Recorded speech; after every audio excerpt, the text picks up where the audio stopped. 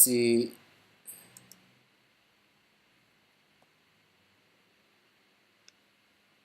Okay, so now it is streaming.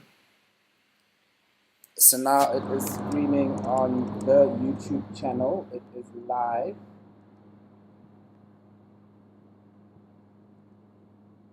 So I need to pull out the actual recording.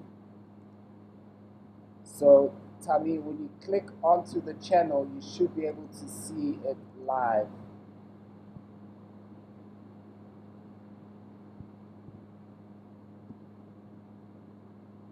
Okay, I found it. Now I found the link. Get shareable link. I'm going to share the link.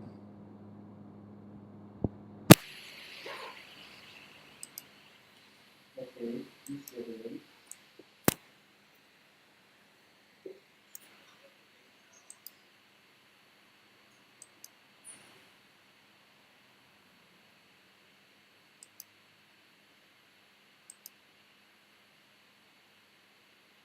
Yeah, I actually have the link now. I found it on the YouTube channel.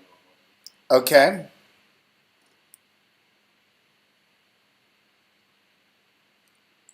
So it's showing the presentation.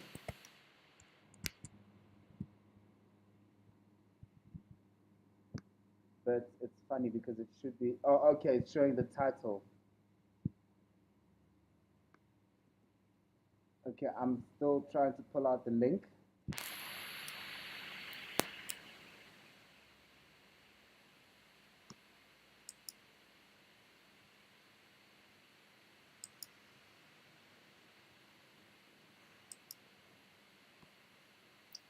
Here we go. Okay, I now have the link.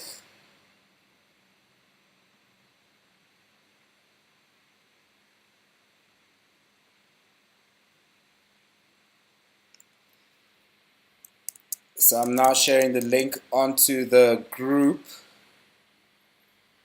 So Kulani, do you want me to, oh no, so Kulani is this side here. Who else is with us on the Gmeet group? Okay, so it's only the three of us so far. But it is recording, it is live on YouTube. So, Kolani, if it's possible to, okay, let me, so what are you looking at right now, Tami?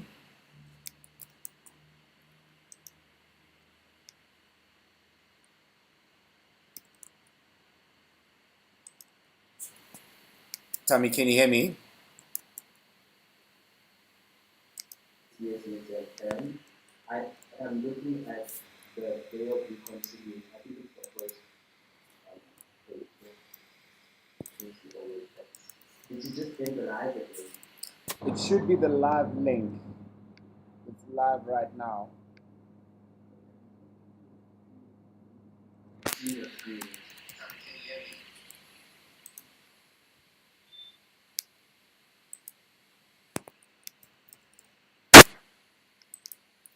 Are you seeing that on YouTube? Yes.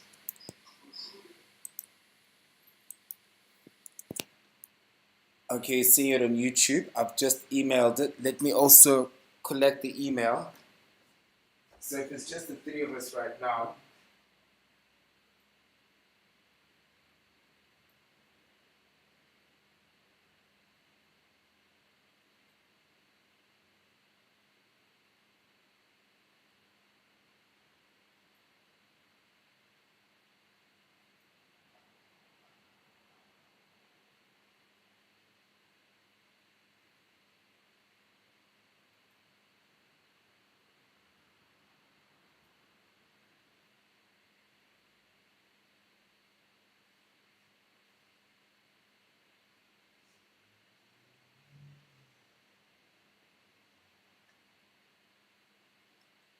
Okay, I've emailed the old one by mistake.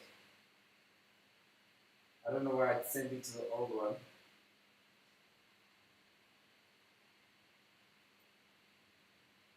Okay, so currently, okay, so the live one is there. YouTube watch.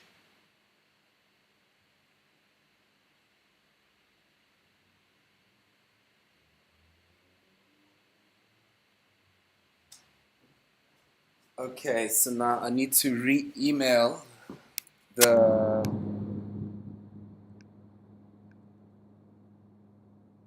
one, which should have been deleted. So right now it's under content, live. When I click on live, the one that's streaming, there we go, perfect. Okay, excellent. So when I open that up,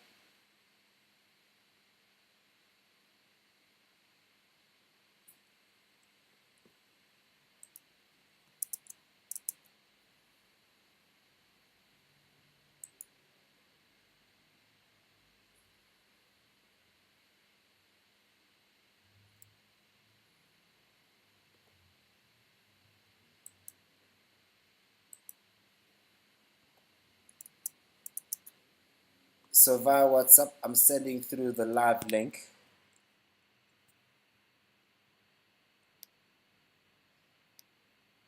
So this is the live link, which is gone on WhatsApp. Now it needs to be reshared onto Facebook. So let me resend it through to the whole group.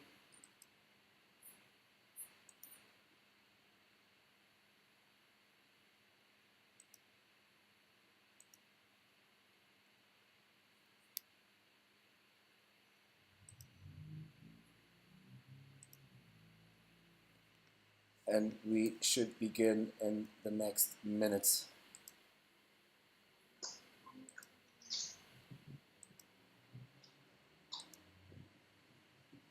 Who has come through?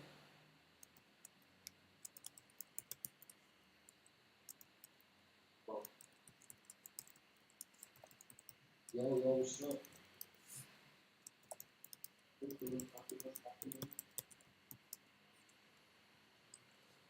You know, always grinding, hustling.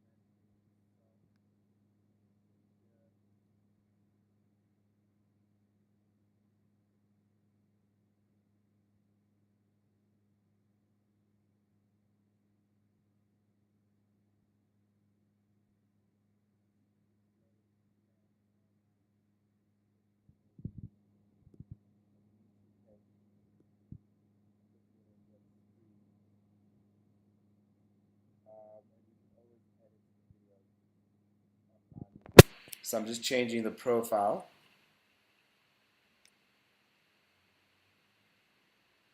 on Facebook to be able to publish it on Facebook. Starting with the event page. So if it's possible, Tammy, when you see it on the event page, can you reshare it on the event page? On the Facebook, or which event page? On the Facebook event page, it's going to come up just now. That I'm gonna press share. Yes, please.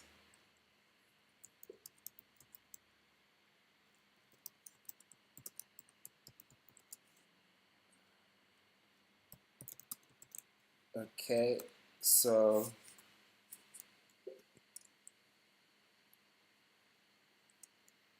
that post is going to go up just now. There we go. Copy it over there. So now it's reached out to the Facebook community, to those who have RSVP'd, and now it needs to go out to the main wall.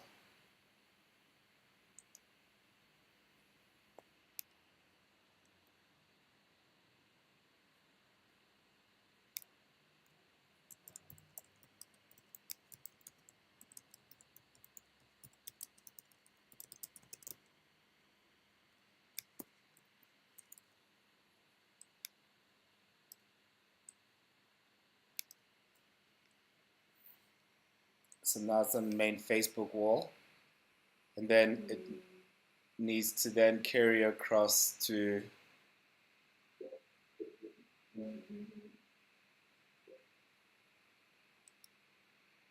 LinkedIn.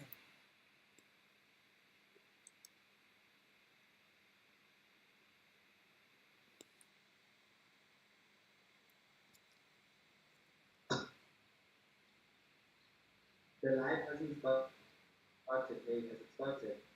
The live YouTube video, Yeah. yes, it's very much alive and live right now.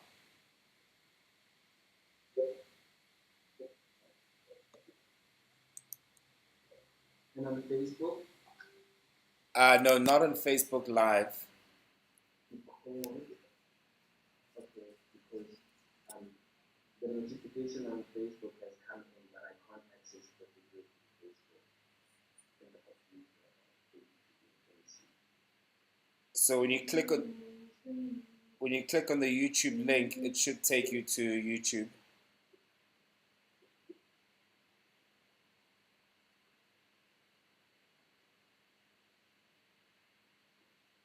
Okay,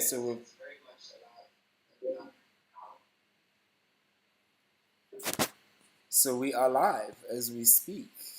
So those who are able to join us will be able to do so.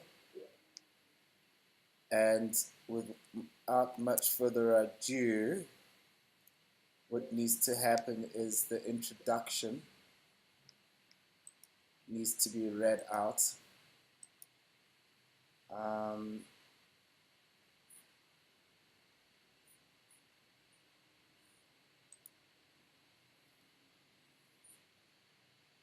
which is that document.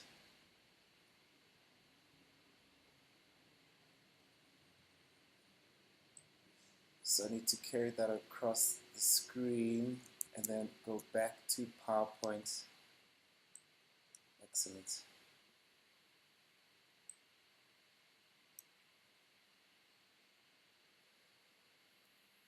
Okay, so on the count of three, oh gosh, shouldn't do that. So what can happen is that we'll be able to edit video before publishing it on public.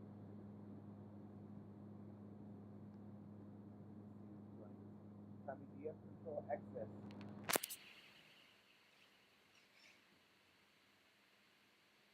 again, they got quick. Do you have control access after the 30 minutes has lapsed? No, and I don't know where to find it. Okay. No, it seems very. All right. Where must I find it?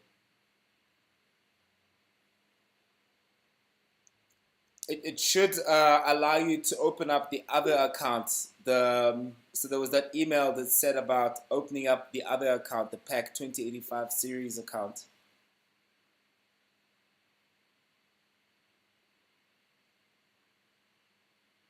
It just said confirmation success, and then it's giving me a link to return to my view, and I can't find the address. Okay, and then when you click on the top right to say add new account, on the top right there should be like a little circle.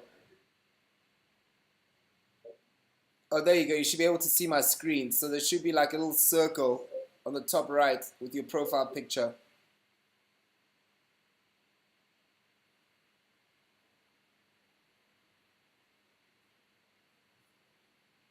And then I add another account, right?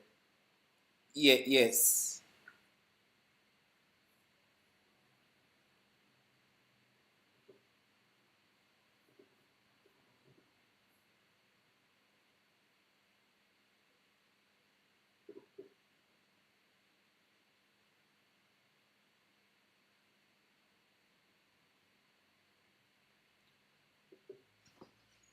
Okay.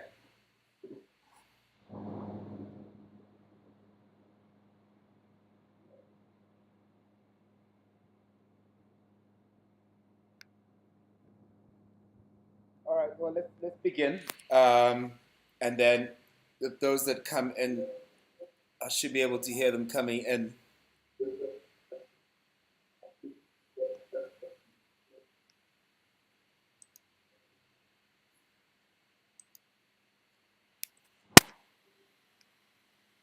Okay. Okay, yeah. What is the password? Okay. I'll need to send you that password. I'll need to retrieve it. I'll need to send it to you. I think it's pact series 123 hash. Alrighty. Okay. Well, without much further ado, um, let's begin the session. And what we can do is we can actually edit it uh, for it to begin from where we are.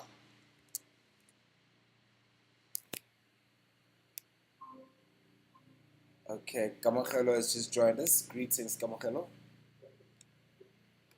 Greetings all.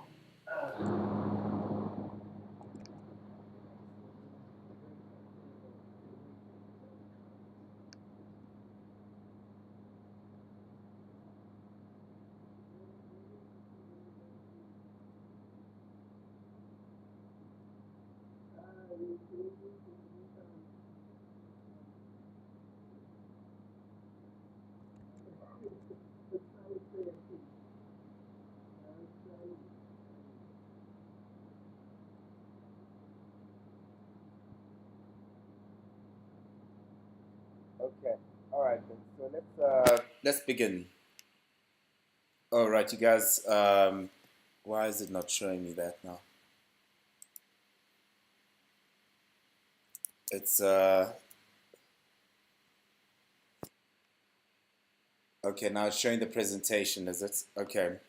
Excellent. And what we can do is we can actually edit it from the beginning, so we can start in 5, 4, 3, 2, 1. Harambe! Harambe. Yes, Harambe.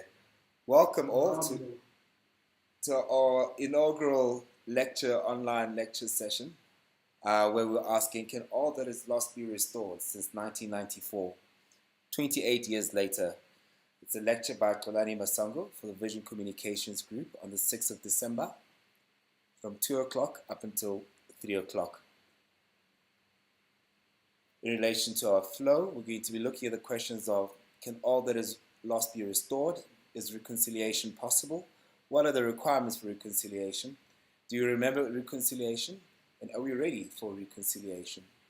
In the first 30 minutes, Mr. Xolani Masango will be taking us through the definitions, objectives, insight, the themes and the epochs and epic moments, as well as icons and inventions and world firsts in line with the global stage, whilst looking at the current status quo and posture in relation to the dynamics of inequality, along with nation building, with our national flag and our coat of arms closing in with our national anthem. The Day of Reconciliation as a whole is a public holiday in South Africa, which is held annually on the 16th of December. The holiday came into effect in 1995 after the end of apartheid, with the intention of fostering reconciliation and national unity for the country. The date was chosen because it was significant for both Afrikaner and Black African cultures. The government chose a meaningful date for both ethnic groups because they recognized the need for racial harmony. The celebration of the Day of Reconciliation can take the form of remembering past history, recognizing veterans' contributions, marching on other festivities. The origins of the celebration of the Afrikaners goes back to the Day of the Vow, celebrated on commemorating of the Voortrekker victory over the Zulus at the Battle of Blood River on the 16th of December 1838. For African people, the date has been significant as one of both peaceful protests against racial injustice and the founding of the more militant Umkhonto weSizwe by the African National Congress on the 16th of December 1961. Nelson Mandela and the South African Truth and Reconciliation Commission chose a date that was special to both ethnic groups in the country in order to work on healing the damage done by apartheid. Our objectives are to correct historical distortions and misrepresentations. We want to initiate a nationwide dialogue. We want to create a comfortable platform for the discussion of thorny topics. We want to promote the teachings of Ubuntu. We want to advocate for social cohesion and inclusivity. We want to usher in a new renewed spirit of national pride. We want to avert an imminent bloody revolution through this continuous discussion dialogue. And we want to inculcate a culture of conflict resolution through dialogue. We want to shape and build patriotic activists. And with that, one of our patriotic lecturers and trailblazer researchers, Mr. Xolani Masango, will be taking us through his patriotic deep love for the country. With a further appreciation for his roots and culture, he's a prolific trailblazing researcher, a scriptwriter who paints pictures with his words, and his ability to turn his research into untold stories is remarkable. As a social observer, he tackles and encounters his findings with deep insight married with his research. His love for literature saw him write a book which has since gotten glowing reviews before publication, and he hopes to spin it off in an animation series. As a patriot, he's also a firm believer in transformation in action, and this means investing in grassroots talent and developing local talent. His biggest motivation is mentorship, and he finds it as a sustainable way of development. He currently acts in his capacity as a scriptwriter and researcher for the pact 2085 series, if not more. So the Day of Reconciliation, South Africa, our land, a land of immense beauty and unified cultural diversity, a rainbow nation, a shining beacon of forgiveness which serves as an example of the entire world of what working together in unity truly means, or is it? Perhaps from the outside looking in, if you take a closer look, or indeed looking from the inside, the picture changes drastically. As you zoom in, you find a completely different reality. It is far removed from the rosy picture of togetherness that has been painted to the world. A closer look reveals not the rainbow nation living in harmony as imagined by the late great statesman Nelson Rolihlahla Mandela and the Reverend Archbishop Mpilo Desmond Tutu. You see a land of stark contrasts and painful contradictions. You see a polarized people going about their business, pretending to be at peace with one another and themselves. You see a land built on cracked foundation of broken promises, a land of unfulfilled desires, a land of unrealistic potential, a land that takes 5 steps forward and 10 steps back, while pretending to be making progress. You see a land of false hope and artificial brotherhood. Ultimately, you see a ticking time bomb waiting to explode. Indeed, what you see is a dance floor, full of people who, while dancing to the same song, some dance to remember and some dance to forget, yet the melody and the words are exactly the same. With a little bit so let me hand over to Mr. Xolani Masango, who will give us a little bit more insight behind it all.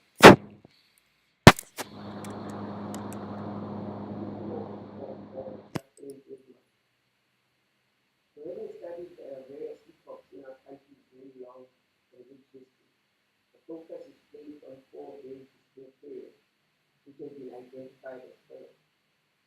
The period from Masi-Hlanganeni to Masi-Hlanganeni, which covers 1828 to 1909. The period of Pixliga-Isaka to Inkosi Agathusi, which covers 1910 to 1960. The formation of Umkhonto Wesizwe in Kodesa negotiation, which covers 1961 to 1993. The political breakthrough of 1994 up to the 6th Democratic Administration, which is now in 2002.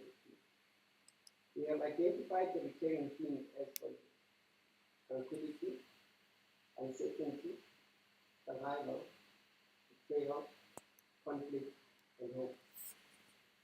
To expand on these themes, we look at tranquility as a harmonious existence, peaceful and content living. Uncertainty is the fear of the unknown, doubt over things to come, and venturing into uncharted territory. And this is figuratively, of course. Survival is underpinned by a strong desire for self-preservation, as survival is the strongest and most primal of human instinct. Betrayal comes when agreements are reached only to be breached and reneged on, resulting in suspicion, lack or loss of trust, and at a win at all cost mentality that ends up eroding the moral fiber and ethical behavior. Conflict becomes natural. It's a natural progression in the wake of betrayal, and a struggle to gain the upper hand ensues, taking many forms. Hope is fueled by the unwavering, undying, and eternal spirit of redemption, which amid all the pain and suffering, still presents the belief that things can get better. It is the same unshakable spirit that will not let native people of our country to give up on other races, and keeps ushering them towards the enlightenment that seeks to entrench the notion that all mankind are created equal. These themes are evident throughout history and will keep recurring, as it has been displayed in the comic book by Pact 5 Comics out the day of the contribution.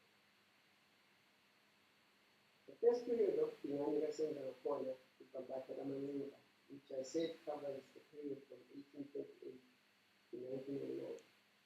Here we see in the first epoch, life goes on serenely before the arrival of the settlers. With the arrival of the settlers from the Cape Colony, uncertainty in the Amazulu kingdom took place. Survival is the very reason for the great threat, where the Afrikaners feel that their existence is threatened and they need to find a land to call their own if they were to endure. Out of desperation, the African leaders resolved that they would do anything to survive, even if it means going back on their way.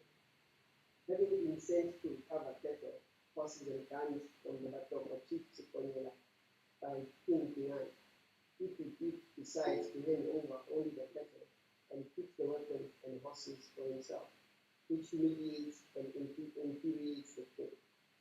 Inevitably, conflict breaks out, seeing that the environment is not conducive for an amicable resolution. Dark times, doom and gloom engulf the land. Ultimately, the lingering spirit of dignity guides the warring party towards the humanity that ties them together and forces them to try and seek common ground. The second epoch of Masi-Hlanganeni being also undertaken, which covers the period from 1910 to 1960. In the aftermath of the Anglo-Boer War and the Bambata Rebellion, there was a lull with regards to popular uprising.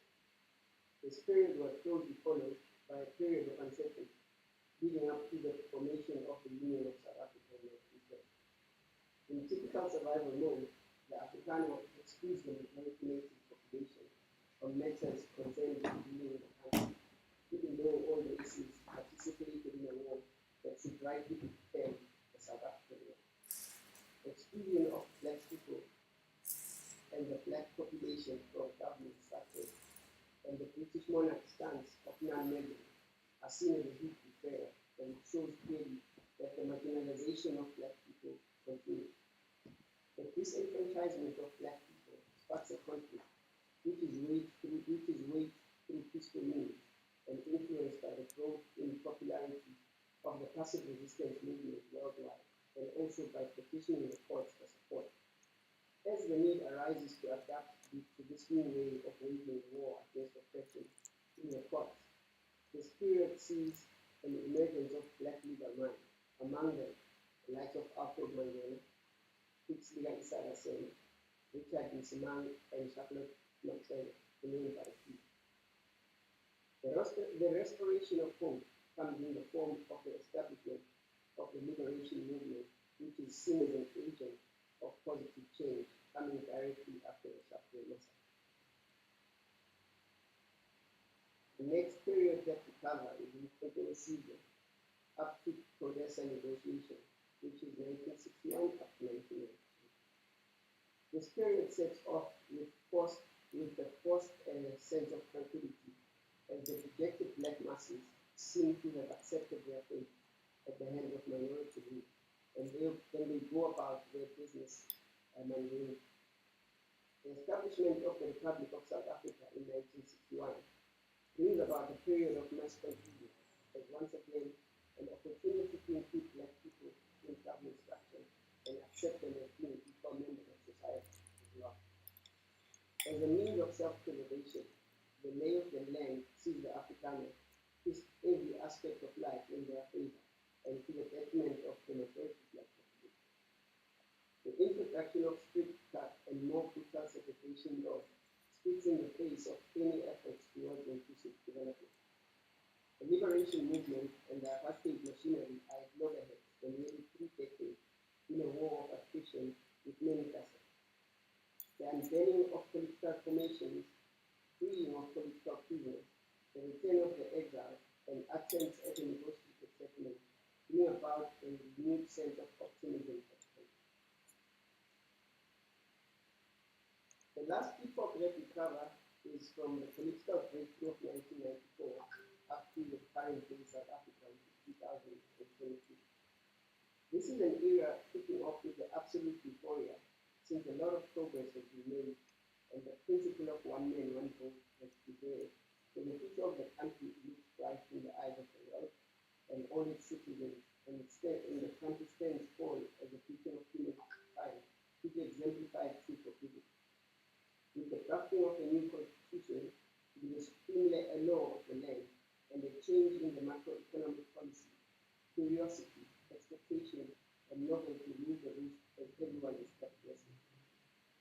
An opportunity of bridging the gap is made here, as there are clauses in the constitution which, in the main, have maintained the status quo and do very little for meaningful transformation, as the focus is shifted from making amends to ensuring that there won't be any form of accountability, but denial and lip service instead. Instead of a vigorous initiative to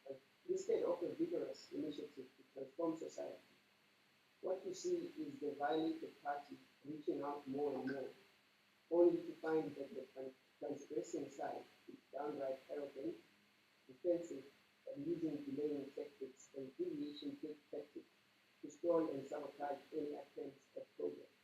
And this results in a doomed effect for the majority of the citizens. Indeed, this is an untenable situation. Protest marches, continuous agitations, stalling, and riots to keep the nation at war with itself once again, wherein all kinds of weaponry are deployed. Armed with immunity, an open kind of culture, and renewed genuinely patriotic activism, we are in a position to shape our story moving forward, with the sole aim of correcting all deviations from the field as a collective. Also confronting these anomalies, which are usually sensitive to speak about, is a must. Over the years, there have been some huge moments, either taking us as a nation to the brink of total doom or swinging the pendulum on a positive trajectory. Here we look at some of the prominent ones that have made us pray, and those that have allowed us to believe again and restore hope. We start with the Rubicon speech, which was delivered by the second to last apartheid state president, Peter Porter, on the 15th of August 1985, where the entire world was holding its breath, expecting him to announce significant reforms such as the abolishment of apartheid, the release of political prisoners, and the unbanning of political organizations, which would set into motion the process of freeing the colonized black majority. Instead, he backtracked and intensified the call for apartheid to be strengthened and continue. This was to the dismay of the expectant international community, and further it entrenched the oppression of non-whites in the country. The Battle of Tito Valley, which was a bloody battle of attrition involving world superpowers and liberation movements, which was fought in Angola over South Africa's continued oppression of the Namibian people. The Namibian independence from South Africa, which was declared on 21 March 1990, following the release of Nelson Mandela just previously on the 11th of February 1990. After a decade-long war, which ended in 1989, the independence was declared. Needless to say, this would have resulted in the call to liberate South Africa, and South Africans echoing louder and louder. The whites-only referendum on ending apartheid was held on 17 March 1992, and following an 85% voter turnout, which translated into more than 2.8 million white South Africans. This saw a majority of 69% agreeing to begin reform and the process of dismantling apartheid, which was spearheaded by F.W. de Klerk, the last apartheid state president. CODESA, or the Convention for Democratic South Africa. This came about after a series of talks about talks. This was captured in the Protest Field Minute and the Pretoria Minute, whose main function was to create a climate for free and fair elections, come up with principles and guidelines for a constitution-making body, put into place transitional mechanisms and transitional government structure, reincorporation of homeland, and set out implementation and timeframe. However, it wasn't smooth sailing, as this deadlocked a few times and was characterized by boycotts and sabotage by various group players from all ends of the spectrum. It ultimately succeeded and culminated in ushering in the new democratic dispensation. Remember 20 roads diving ran out of Pakistan Bridge in the Mamman Haq, which happened at the 1992 Cricket World Cup, which was held in New Zealand and Australia. This was one of the first brilliant iconic sporting moments since readmission into the international frame, which was unique to South Africa and captured the imagination of the planet. In as much as cricket was and still is considered to be a white elite sport in the eyes of ordinary South Africans, that sporting moment was a taste of things to come, insofar as excellent moments in the sport arena go. If only for a fleeting moment, all South Africans were truly united and rallied behind the national team for the first time in history. This, together with subsequent triumphs in the Olympic Games in Barcelona and subsequent election, played a significant role in nation building. Our Nobel Prize laureates, which have come out of South Africa across various fields, have been numerous, and most notably in the political sphere. We have Chief Albert Lutuli, F.W. de Klerk, and the only two recipients in the world who have lived or resided on the same street in South Africa's and the world's largest township, Soweto, which is Archbishop Desmond Tutu, and the father of the nation, Nelson Mandela. The assassination of the much-loved SACP Secretary General and Incontro Senior Chief of Staff, Martin Temisiwe, popularly known as Pishani, in 1993, by a Polish immigrant with conservative right-wing convictions, threatened to plunge the country into a civil war at a very volatile time, less than a year after the boycott massacre. This was a watershed moment, as it could have tilted scale policy, but instead it is believed to have served as a catalyst in forcing the government to commit to an election date and to speed up the transition process.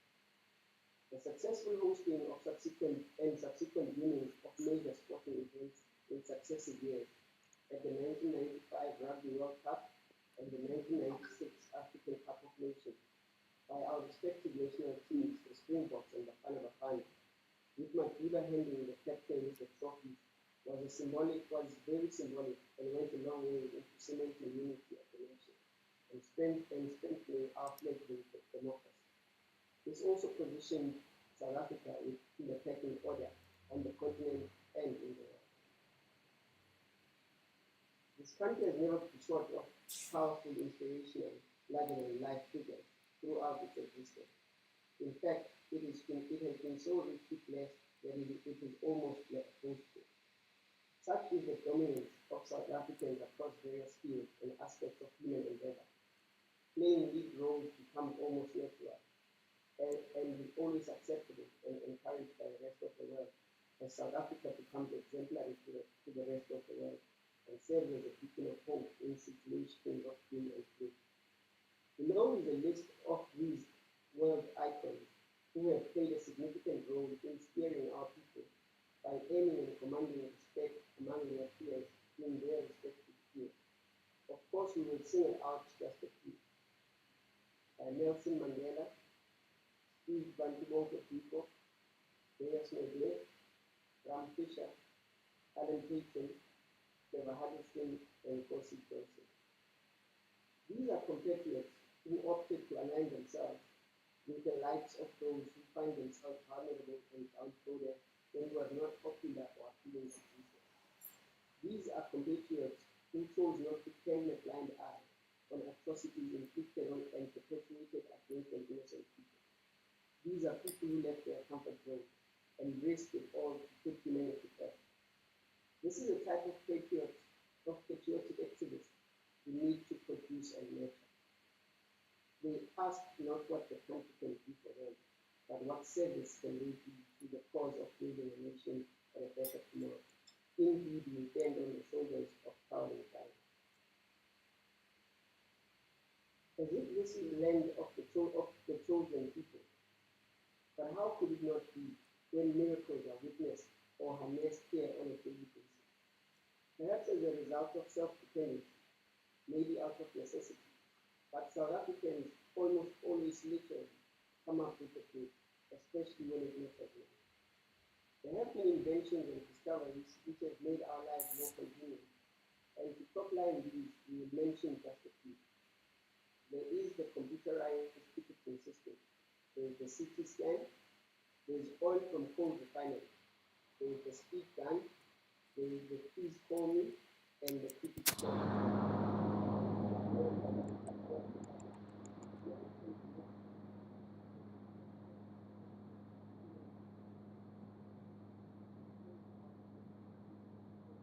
Hospital in 1967 under the supervision of head surgeon Dr. Christian Panay. Following this feat, the world was in total awe and Dr. Panay became a household name. Without denying nor affirming the involvement or not of Hamilton in this historic transplant, what becomes crystal clear is the importance of continuously and continually telling our stories in order to give factual reference to events of daily significance and indeed that impact our day-to-day lives and experiences. Had the culture of writing and documenting events been followed and practiced, it would have helped clear all the controversies surrounding the composition of the team which carried out this marathon operation at Mammoth Park. As a nation, we owe it to ourselves to bask in the glory of our compatriots' founding and groundbreaking moments and activities. We need to celebrate the people who sacrificed and allowed their pioneering skills to shine through and light our path as a country, and indeed all of humanity. Tributes must pour out and honors must be bestowed on the rightful contributor, only. Since readmission into the global village, South Africa has been able to hold its own, and more often than not, almost naturally has led from the front on a number of aspects touching human life and shaping or defining human experience. From championing human rights advocacy to harnessing the spirit of inclusiveness and world cooperation. From staring down an abyss to climbing to the summit of the highest peaks of human achievement. From producing some of the finest actors and belting out the catchiest of tunes that have won numerous prestigious awards and achieved world acclaim. From gold-winning performances of unprecedented feats of human power. From immense national pride to courage, humility, warmth, and the spirit of the day. These are but a few of our exploits and exploits on a global scale. We're looking at membership of global bodies such as G20, BRICS, Non-Allied Movement, and African Union. The Comrades Marathon, which is the world's most popular road race, Lady Smith Black Mambazo, multi-Grammy award-winning a cappella group, Miriam Makeba, who is a legendary singer and anti-apartheid activist, Mark Shuttleworth, who is a space travel entrepreneur, Elon Musk, who is a future technology pioneer, Trevor Noah, a leading comedian and host of one of America's most popular and iconic TV shows, Kusom Bedu and Charlize Theron, who are prominent actresses, Bobby Schechter, who was a Formula One driver championship winner, Spison Taho, who is a BMX superstar and Olympian, We looked at Wilbur Smith, S.T. Mkhatshane, Nick Mtongo, who are all renowned authors. There is also Lebu M of the Lion King film and animation. Gary Player, who also won 9 gold medals in his playing career. One would not have done justice without highlighting that some very talented white South African superstars were also, to a large extent, victims of a system which was not their own creation, and this impacted them on a personal and individual basis. The likes of Clyde Rice, Bruce Pollard, Nas Porter, and others, who at their time would have been world conquerors in their respective fields. But however, they were denied the opportunity to pit their talents against the best in the world and to top relevant ranking tables, which they potentially could have given their talent. This was due to the fact that conscientious sports governing bodies around the world had either expelled, barred, or isolated South Africa from participation for its continued application of unjust apartheid law, which subjugated the majority native black population for the longest time. The question we ask is, where are we now? Surely we are not where we want to be or where we ought to be by a long shot. The legacy left by apartheid is glaring. South Africa has the undesirable distinction of being the most unequal country in the world when compared to nearly 200 other countries and territories around the globe. The transformation process has been very lethargic, to say the least. And even though there has been promulgation of pieces of legislation advocating for change, they have been negated by resistance, contestation, and procrastination. The naming of places with symbolic indigenous names has met fierce opposition from some quarters in both the black and white community, to such an extent that those who advocate for these changes are often labeled and vilified. Activists are often sent on a field trip when trying to voice out their sentiments and opinions on racially sensitive matters. Unfortunately, these very pertinent discussions are not being heard, and that leaves society polarized, mainly along racial lines. This means continued denial among the white community and a growing disillusionment for the majority black population. As was the case in apartheid days, white people end up being in a cocoon and not in touch with the reality and plight of black people on the continent as a whole. As more and more time transpires without any tangible change, you see a growing level of despondency on the one side and a growing sense of arrogance on the other end. This does not augur well for cordial race relations, and also in terms of finding a meaningful and more permanent solution to the challenges that are being experienced on a daily basis. Being in denial and keeping it under the control of power play between the haves and have-nots is a dangerous thing. This translates to growing distrust and races drifting further apart, making the drop of memory and growing bridges even harder. If left unattended, these wounds will fester to such an extent that the possibility of healing becomes elusive. So where to from here? Meaningful reconciliation should be our end goal, as this should be the foundation on which social cohesion and complete integration is founded. Acknowledging apartheid as a crime against humanity and having been a tool that was used to brutally subjugate fellow human beings to subhuman level and give one race material privilege over other races and countless advantages.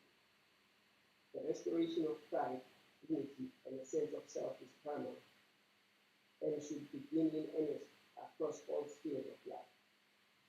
How dare you dictate to the victim when, where, how, and why to heal and move on? How insensitive is it?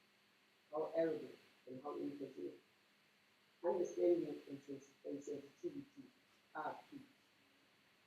Not to trivialize the hurt that was caused by apartheid, but a team of our creatives came up with an apt analogy which reads as follows. You cannot heal a wound by merely putting a bandage over it.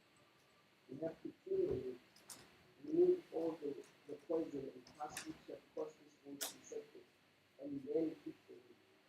We have to be mindful that if the wound is left untreated or inadequately attended to, it will fester to the point of having to have the entire limb amputated.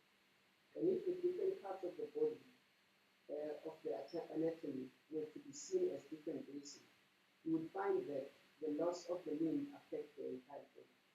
It is therefore very important that the various organs realize that they all need this limb to survive and should do everything in their power to collaborate and save the limb before it is too late. So building patriotic activists who love the land of their birth and are willing to go the extra mile to ensure that this work is the way to go, and it should be and it has been done before.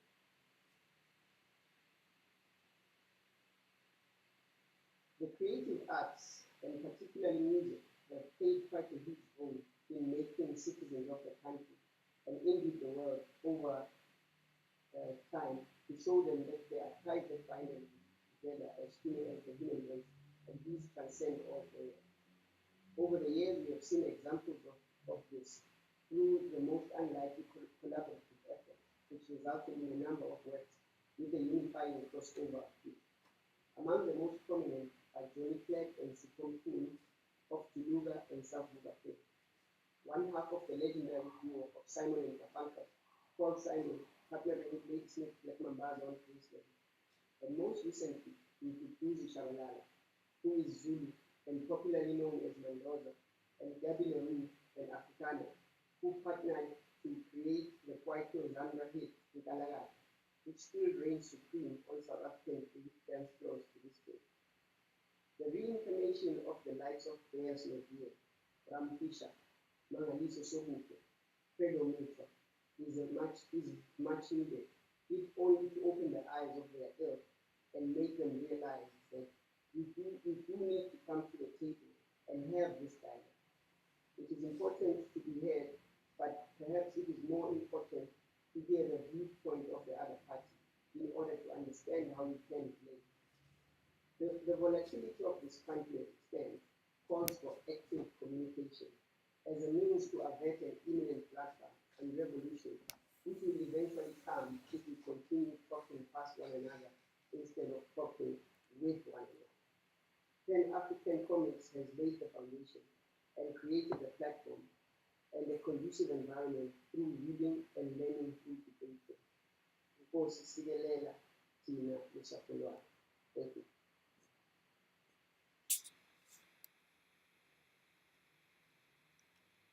Wow.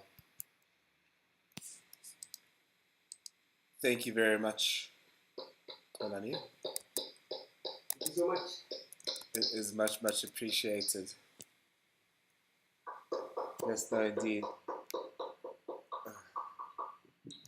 Thank you, brother. Yeah, Thank you very much. Give it up.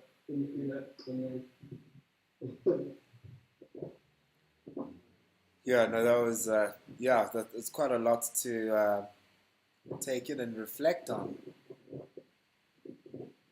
I see it's still playing on YouTube, it's still live, so I'm watching on YouTube and what you guys decide. Yes, we're having a conversation in relation to the topics and the points that have been raised and what it is that pertinently stands out in terms of what could be regarded as an example of reconciliation, a living example, and that being perhaps the likes of Gary Player, who has an opportunity to reach out in terms of what impact that would make if he was to reach out, and how it would conscientize others to reach out.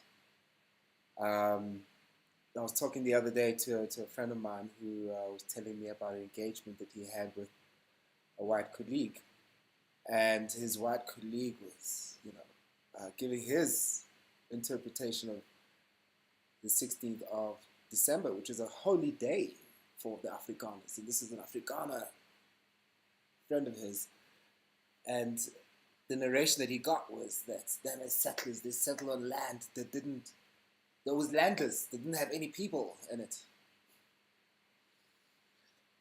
Which once again talks to how far we still have to go in terms of correcting these distortions, whereby for them to be regarded as settlers and to be called as settlers, they came in to settle in land which was already occupied by others. And just from a reflection point of view, it's just that sense of understanding is very far removed from reality, is it not?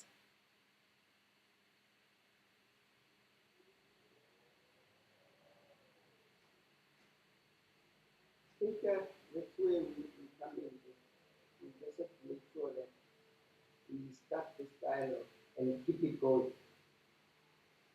We have to keep the dialogue going because that creates that platform we're talking about, where we are not talking past one another, but instead we address and have a conversation with one another in order to help us understand both viewpoints and then move forward.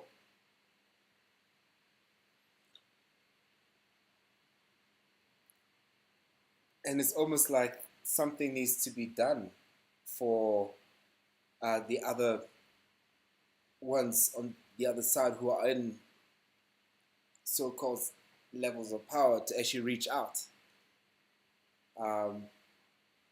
Whereby when we even reached out to the Voortrekker monuments, they blatantly, oh, okay, connection has been lost. We're reconnecting.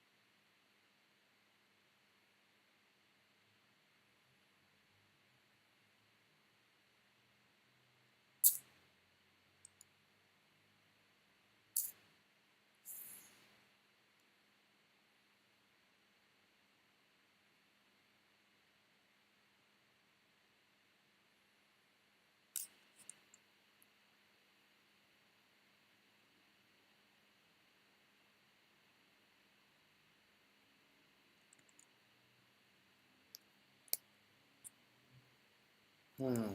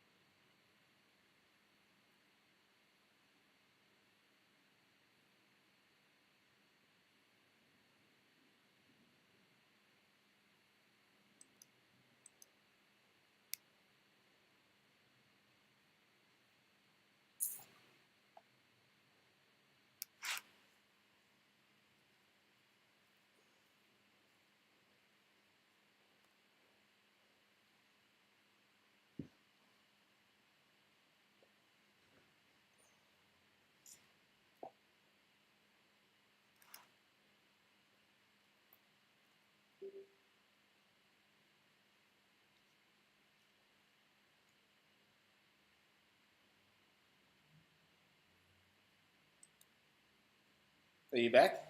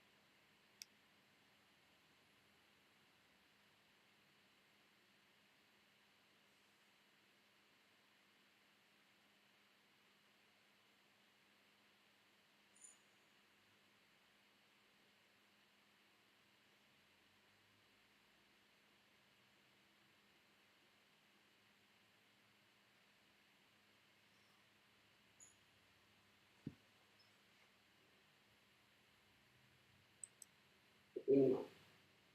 And what we're trying to do is to get everyone to come to the table and speak.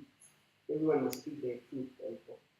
And then there's a period of unlearning because we are brought up with certain truths, but these truths have never been tested. So when we get to a point where we start listening to other people, and the more we listen, the more we get to understand, this does not diminish our own truth. We will still relate to what we were taught up to the point where we hear the other party's viewpoint.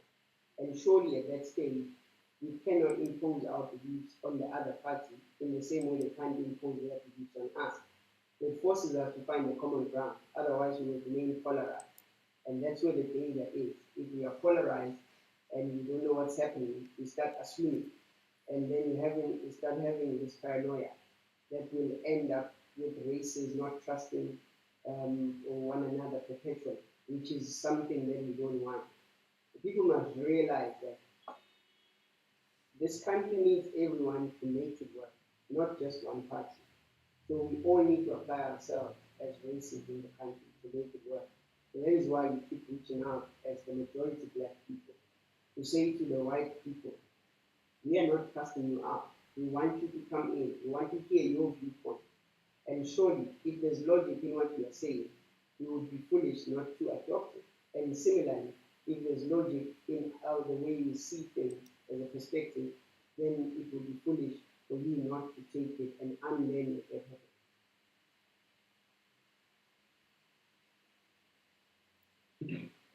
Understood. Then again, we need to remember that some people will take it in a different type of kind of perspective. Because we won't understand in the same level of perspective. So, hence I said, it's like we are saying to them they need to stop what they believe in, what they grew up hearing, and then yes, please kindly can we just all work together and be as one? That's what we're saying. So, but to them, don't forget they were taught that we, the black people, are here to get rid of them and to take their land, so to speak. If my mind serves me right, I stand to be corrected. Yeah. Um, I just think, like, if the Portrait of Monument people themselves can block us from communicating with them, what does that say about their position in terms of reconciliation? If they are like an Afrikaner representative institution and they block black people that are saying, hey, we acknowledge the history that happened and we're saying we want to engage in dialogue with you to reflect on the past and to facilitate the process of healing and reconciliation, and they block us from communicating with them. What does that say about what they think about the possibility of reconciliation, if they even want reconciliation, you know? But yeah. Because it also takes us back to what led to the great trek to happen.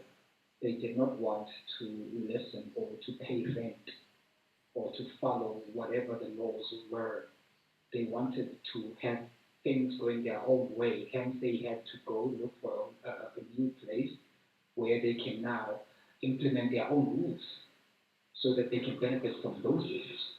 So I'm not saying that we need to, be diminished or maybe like uh, be dragged back. No, it's just that these people are very legit. There's a lot of these people who believe in what their parents had taught them.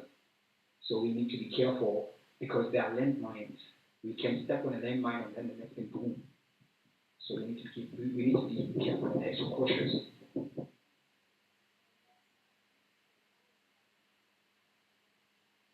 Yeah, so we need to keep knocking. We need to keep knocking, because remember, our ultimate goal is that by knocking, we want the Afrikaner to let us in and the other white people to let us into their headspace. If we stop this knocking, what's going to happen is the more polarized we are, other people will come and break the walls down. So that's what people are not understanding. That if we have dialogue, there's a chance that we avoid these landmines that Nico is talking about. But if we keep polarizing the society, we'll end up with people that say, well, to hell with the landmines. We are just going in to break down the wall. And that's what we're trying to avoid over time. And that can only be avoided through dialogue. I'm sorry to be pointing fingers. EFF is what is doing that. They're saying land back without whatever they're saying. So basically, they mean war. So that's what they're avoiding. I agree with that. And the reason for that is the insensitive treatment, the arrogance, and the time that has elapsed without these things being addressed. So the more time that elapses without all these pertinent questions being answered, it will basically lead to militants. Now, of course, the views will differ, the tactics that are employed will be different, but the goal might be the same.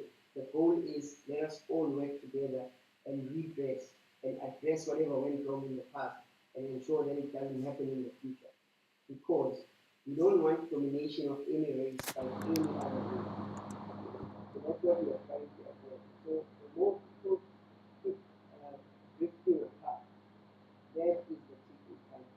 Because there will come a time where there is no more dialogue. There is no more room for dialogue. So that's what we need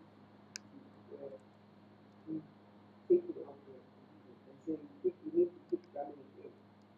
Let us have this dialogue and let it be a meaningful dialogue because it can't just be lip service. Because lip service has gotten us to where we are and it's getting worse by the day. Understood, understood. Just to put this out there, again, our live stream is still on for YouTube, so honestly.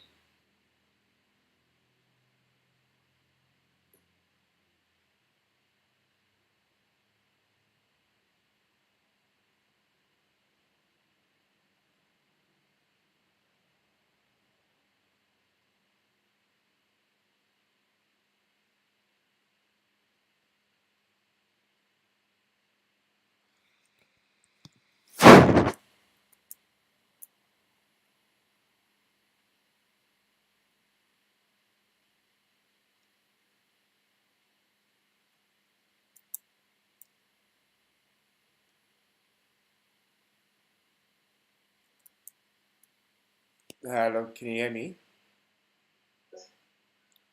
Okay, I don't know if we were about to close, but another thing that I wanted to mention was I'm looking at the behavior of the people that we want to reconcile with, right? And okay, this is not all of them though, and I think the lecture has shown that there's a lot of white people that also are against civil war, and they don't want us to go the civil war route in terms of reconciliation. But what I've noticed about those white people is that most of them are Christians, and that a lot of the peaceful methods of reconciliation and I guess liberation has a missionary kind of Christian influence, right? So I don't know what the African spiritual consequences of that root are. Then, look, I lost my train of thought now. I was going to say, perhaps because I see that there's a choice between do we go violent or do we go non-violent? And I don't know, perhaps we have to kind of meet in the middle of those two measures, and I don't know what that means for our movement. But in terms of effectiveness, I don't know. But maybe we also need to be a little bit more patient. But yeah, considering the way that land was stolen and taken via violence, having a completely non-violent approach, I'm yet to see the effectiveness of that method. And don't think I'm promoting civil war. I'm just saying that I'm trying to be as realistic as possible in terms of the situation and the context that we're in. But yeah, those are my last thoughts. Thank you. Thank you so much, Tami, and thank you so much, Kulani, as well, for giving us a nice broad overview perspective. Vic, you're muted. Oh, right. Okay, let me unmute.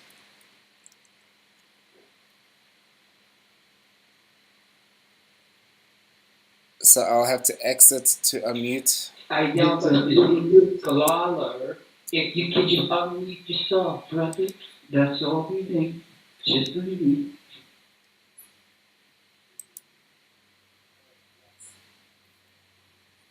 Okay, I'm unmuting now.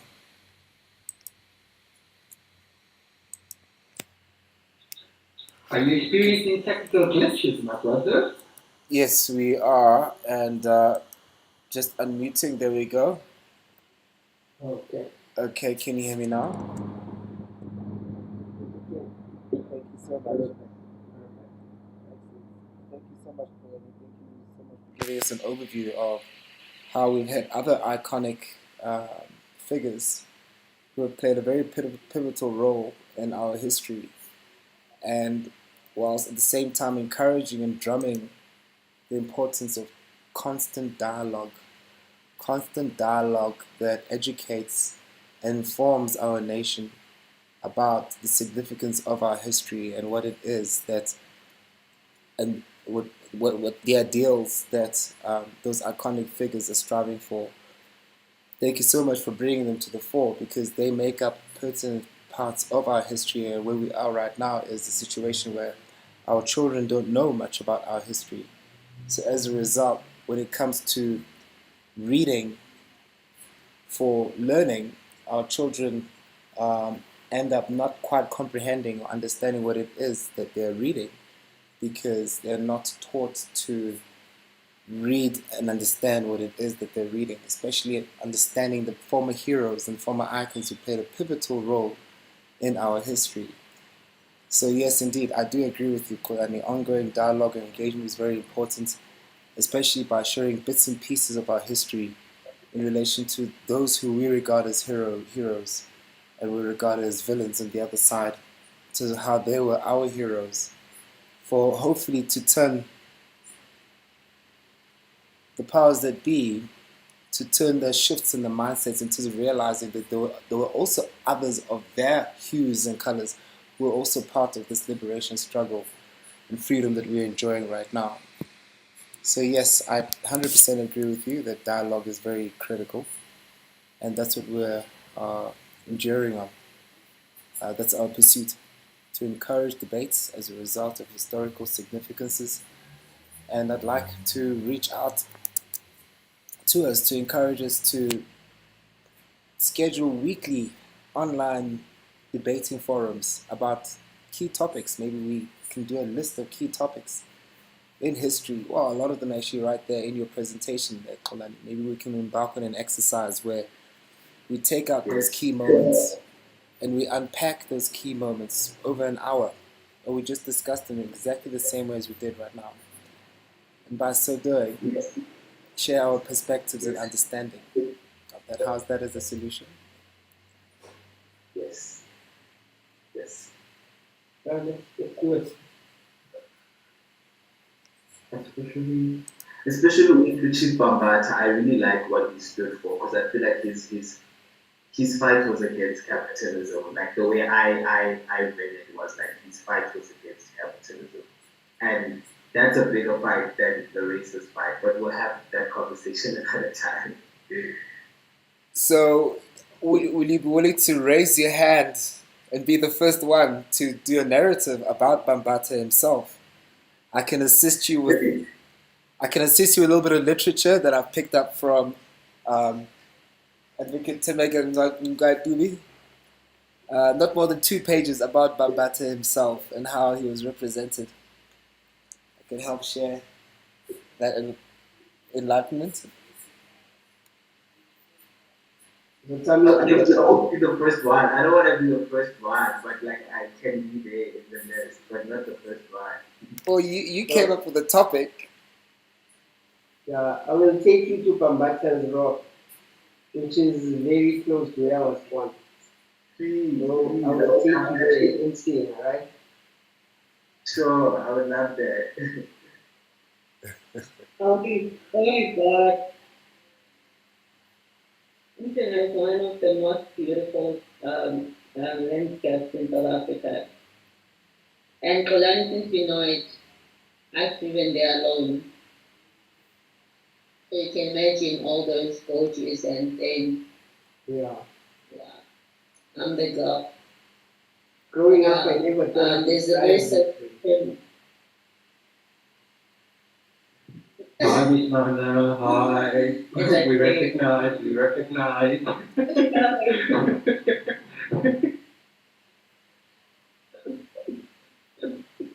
Excellent. So, our not a next beautiful topic. place, but when you speak about that food, yeah. So, our next topic then is Bambata and the background Bambata, significance Yamaninza, Wazon. and the significance behind that. Well, he obviously led that rebellion um, against black people, black men being forced to pay taxes. Yeah, so he was one of the first, most prominent um, fighters or struggle icons. Well, I don't know, but I think there's also a song that Zola had released that was going like, "Ba, ba, da, da." So I don't know if he was referring to the same Bambata that you guys are talking about, or what he talked about his own Bambata. I don't know. The same Bambata in the area spirit must have touched her. Awesome stuff. I need to look for this song and maybe share with them. Great. So, that sounds like a next good topic to prepare for then. So, Tammy and I will prepare a lecture series about the Bambata revolt, the build up to it, especially in relation to the tax related environment and background that it came from, which was the means of controlling Africans per se. So that talks to the importance. Okay, we got cut off just now.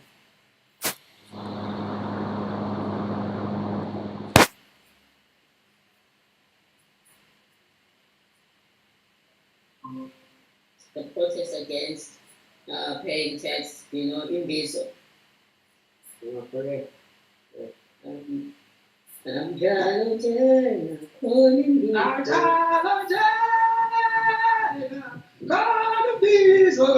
Is that the one? There. That is a cosini. That is the Facebook. It is it I think that, yeah. Okay. Shit. Yeah, we need to sample that. It's also about Bambati, correct, because it's about taxes and perpetuation. And with chiefs then were installed by the apartheid government being proponents and collecting agents to an extent of those taxes. So correct, those two songs really fit. And it also paints a picture of. Good place station.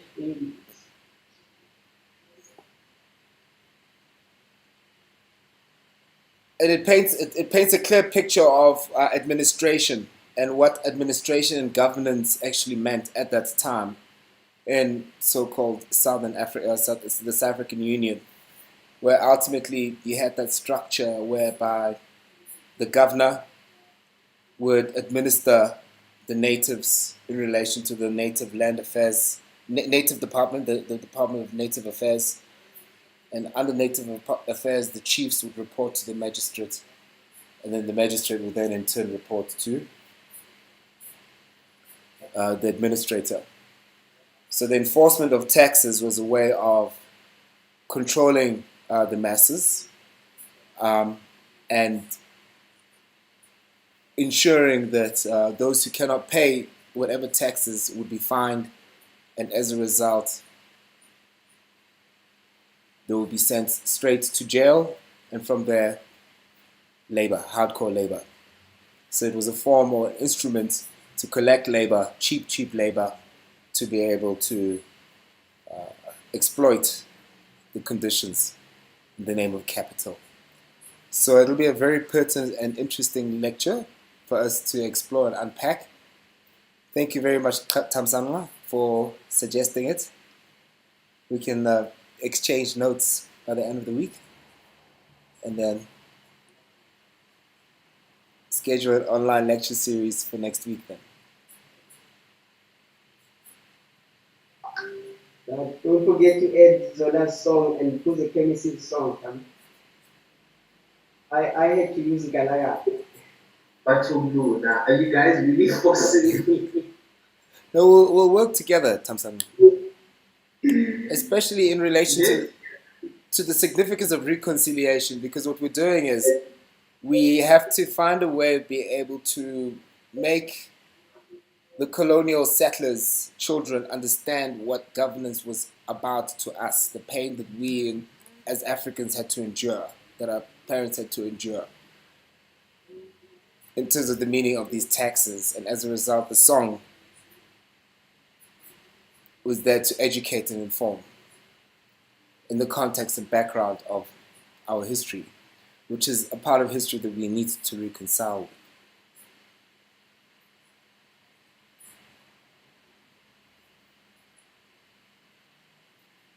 Yeah, so Kami is original to the idea. So he has to run with it. So thank you very much. Thank you very much, Tamsan.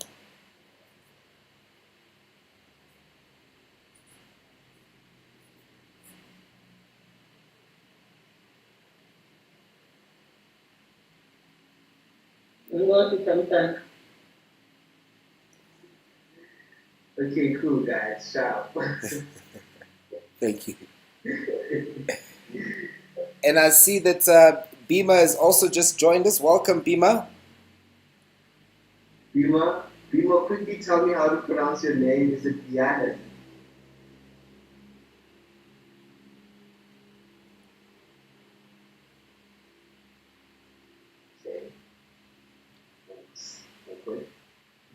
Okay, maybe he's muted. Let's see if we unmute him. Okay, he doesn't have a camera. Maybe he doesn't have a microphone. He's chatting. He's using a PC. Aha. But the importance of what Kami just did there, right, speaks to exactly what we're trying to achieve. Where I'm sure Kami, you heard this a lot, where people mispronounce your name, you know? Yes, I hated my name during my childhood because of that. So I go through this a lot, and mine is actually very common, right? The very common name, Olan. But out of respect, trying to pronounce it correctly, to me, is a sign of respect. And me just allowing people to mutilate it is me trying to be as reconciling as possible in saying, well, you might be struggling. I know it's doable. You might be struggling, but please just put in a little bit more effort, you know? Mm. So Kolani is a very simple name to me, but if somebody called me Kolani, right, doesn't sound nice. it could even be offensive, but I have to understand that perhaps the person that's trying to call me by name is not used to it. It will take a bit more practice for them to do it. So I have to be understanding, you know. I can't just be abrupt and say, if you can't pronounce my name, it's the end of the conversation. I still have to reach out. I have to tolerate that aspect of them not having practiced enough to pronounce my name. You know? The effort for me is a sign of respect. Just like pronouncing Susanka Papua Sugalam, Yes. The golfer, right? the golfer, yes. The Indian golfer who became the first golfer of color to win a provincial open in South Africa. And he became a symbol of the sports boycott movement when pictures of him received this trophy outdoors in rain were published across the world due to apartheid. He was not allowed to enter the clubhouse. So can we ask Viennan to do a little bit of research on that and prepare a lecture for us, not this week, but the following week?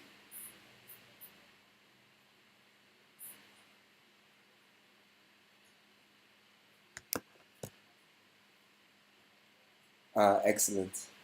And then hopefully by then, we would have reached out to Gary Player while utilizing the social media just to, do a motivation.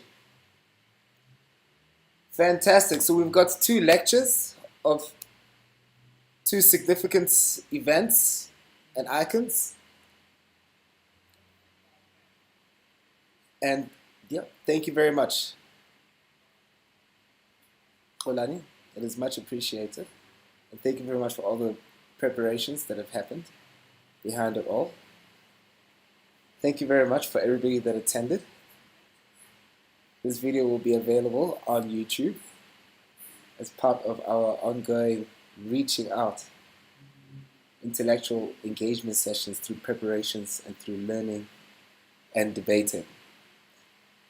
Can we close off with our Harambe on the count of 3? Yeah? On the count of 3.